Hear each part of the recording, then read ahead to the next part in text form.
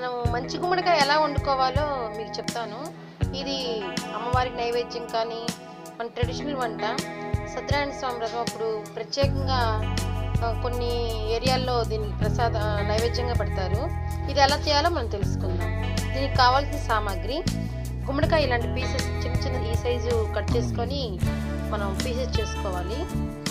దానికి తాలింపుకి నూనె, ఆవాలు, జీలకర్ర, ఎండుమిర్చి, మినపప్పు, బెల్లం ఇవన్నీ మనం ముందు సిద్ధం చేసుకొని ముందుగా మనం పొయ్యి వెలిగించుకొని బాణీ పెట్టి దీంట్లో తాలింపు తగిన నూనె వేసుకోవాలి.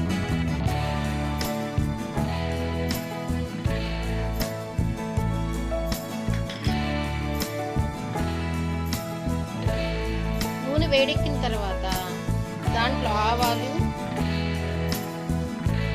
మినపప్పు, ఎండుమిర్చి వేసుకొని అది కాగిన తర్వాత గుమ్మడికాయ ముక్కలు వేసుకొని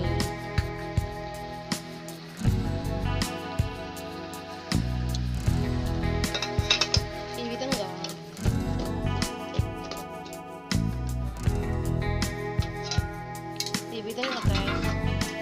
మనం ఈ విధంగా చేసుకోవాలి. ఒక 2 మినిట్స్ మూత పెట్టుకొని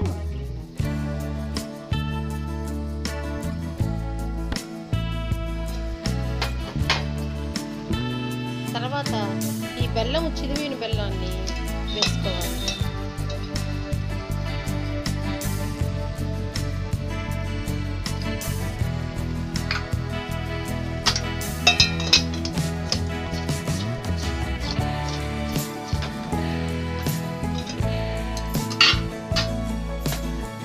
మూత పెట్టుకోవాలి. 15 నిమిషాలు ఉడికిన తర్వాత ఇలా తయారవుతుంది గుమ్మడికాయ కూర. స్టవ్ ఆపుకొని ఒక గిన్నెలో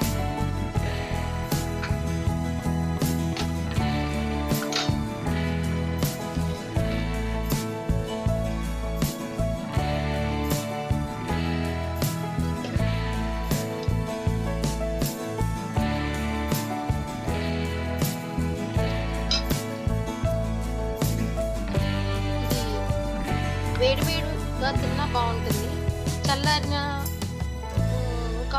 చల్లారితే చాలా బాగుంటుంది. దానికి అంత ముక్కలకంత స్వీట్ పట్టి ఇంకా రుచిగా టేస్టీగా ఉంటుంది. Thank you.